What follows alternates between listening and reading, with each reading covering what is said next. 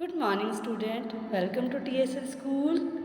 Class first, subject है आपका हिंदी व्याकरण। पंखुड़ी आपकी पाठ्य पुस्तक है जिसमें आज हम पाठ 4 शब्द और वाक्य का अध्ययन करेंगे। सबसे पहले हम शब्द क्या होते हैं उसके बारे में पढ़ेंगे। शब्द किस प्रकार से बनते हैं उसके बारे में जानेंगे। शब्द से तो अपन आज सबसे पहले शब्द क्या होते हैं उसके विषय में पढ़ते हैं। शब्द को इंग्लिश में क्या कहते हैं अपन? वर्ड्स। क्या कहते हैं अपन? वर्ड्स। दो या दो से अधिक वर्णों के समूह को शब्द कहते हैं। मतलब दो या दो से अधिक वर्ण जो होते हैं, अपन पहले पढ़ चुके हैं ना। वर्ण में अपन ने स्वर और व्यंजन पढ़े थे, तो वही क्या होते हैं? वर्ण होते हैं वो। तो अपन वो पढ़ चुके हैं। तो आज उस वर्णों से कैसे शब्द बनते हैं उसके बारे में पढ़ रहे हैं। तो दो हो या दो से अधिक हो वर्ण हो, उनके समूह मतलब स्वर और व्यंजन दोनों मिलाकर जो समूह बनता है उसे क्या कहते हैं? अपन शब्द कहते हैं।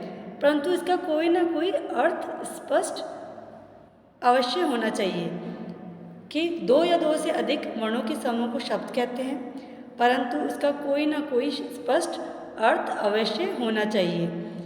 जैसे उदाहरण के लिए दे रखा है आपको सड़क, ये जो मिलकर क्या बना? सड़क। क्या बना? सड़क। सड़क का अर्थ क्या होता है? एक आने जाने वाले मार्ग से। एक आने जाने वाले मार्ग से। सड़क को अपन किस रूप में मतलब जानते हैं? एक आने जाने वाले मार्ग से।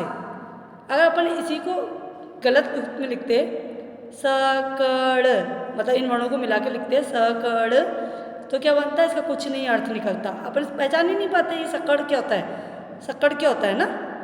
जैसे आपने ऊपर देखा, सड़क का कुछ अर्थ होता है परंतु सकड़ का कोई अर्थ नहीं होता। तो ये क्या है? वर्णों के सही मेल से क्या बनते हैं? शब्द बनते हैं।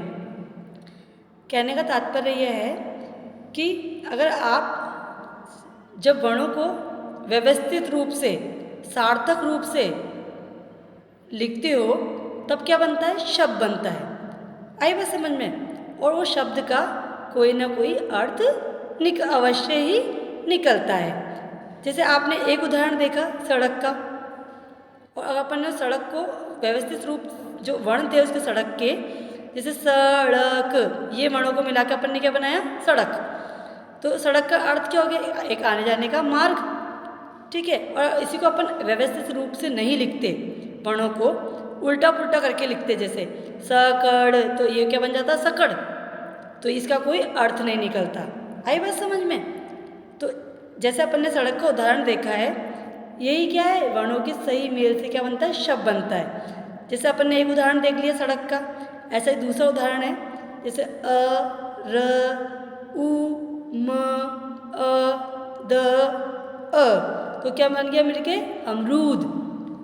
अमरूद क्या होता है? अमरूद का अर्थ होता है अरमूद। इसमें लिख दिया इसमें जैसे अरमूद, ये तो गलत हो गया। अमरूद का मतलब क्या होता है? एक प्रकार का फल होता है।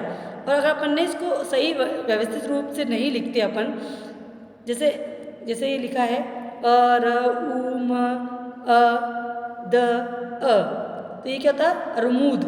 तो ये क्या हो गया? गलत हो गया। अरमूद का अर्थ कुछ नहीं होता है। जैसे उसका सही रूप क्या, सही अर्थ क्या होता है?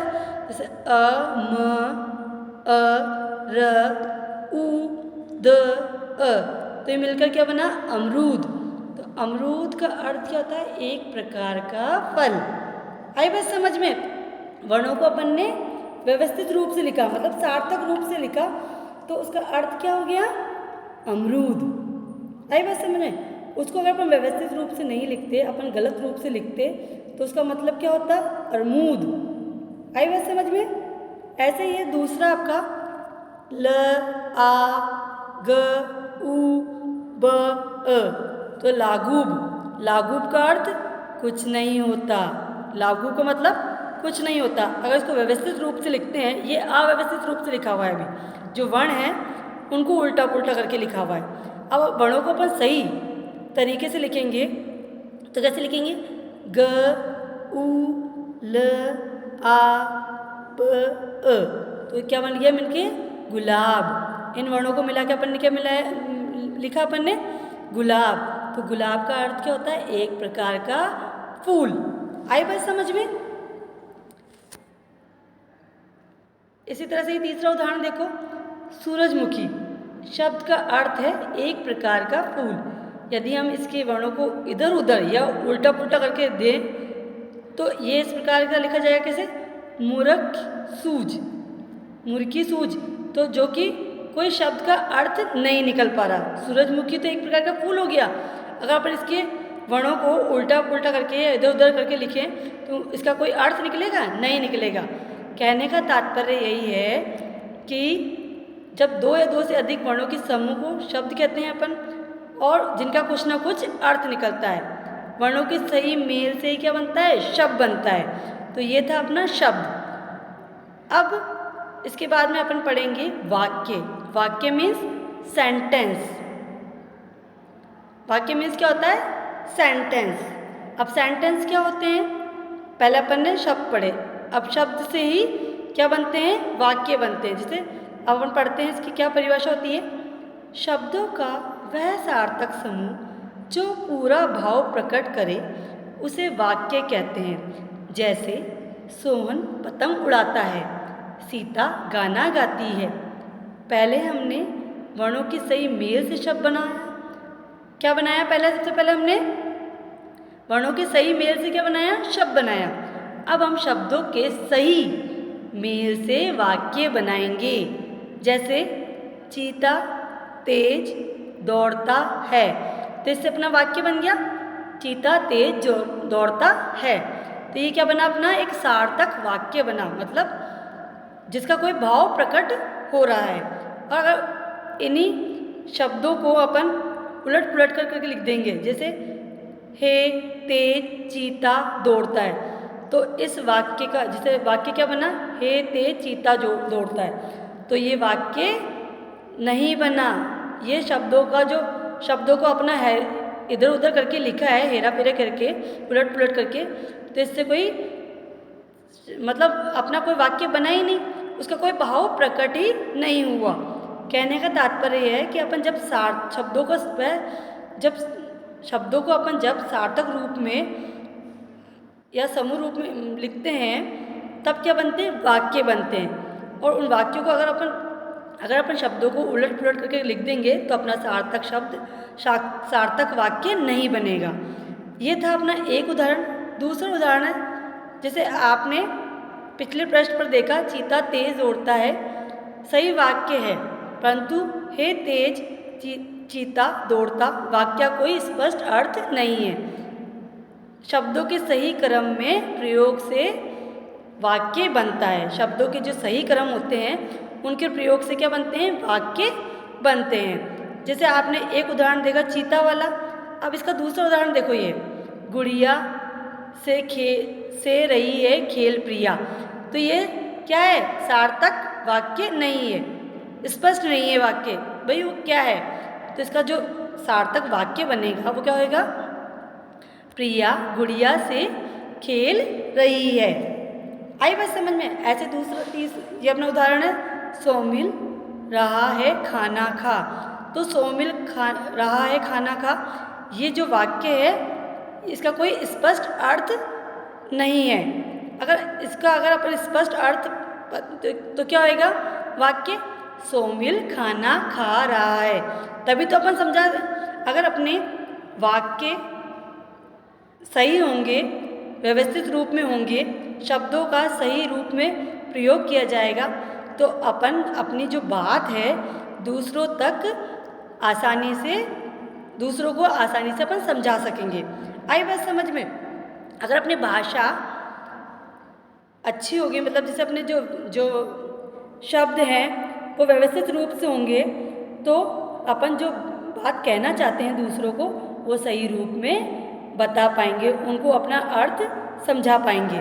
आई बात समझ में। ऐसे ही देखो, ये हमारा है पक्षी राष्ट्रीय मोर, तो ये इसका कोई अर्थ नहीं निकल रहा है वाक्य का।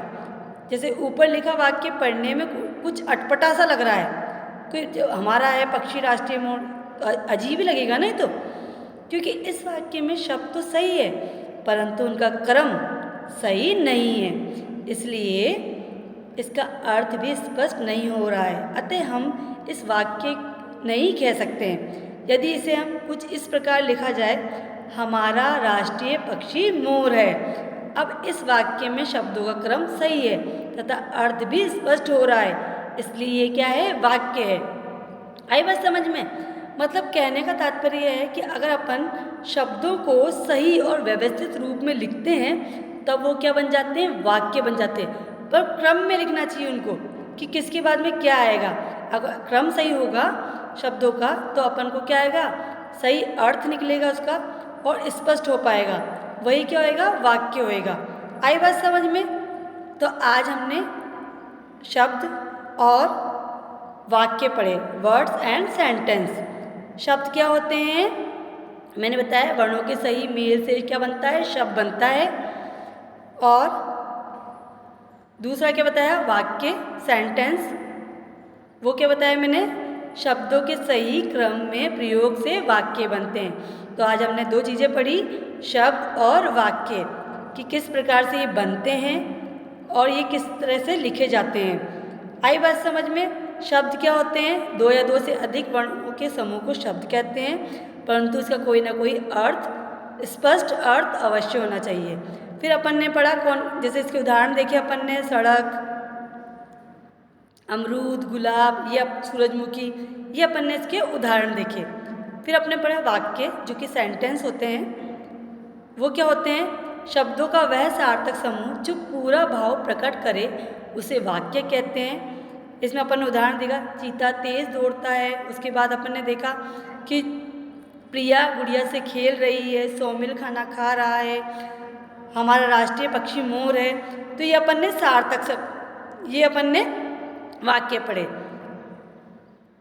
तो आज अपन ने इन दोनों शब्द और वाक्य का अध्ययन किया। धन्यवाद।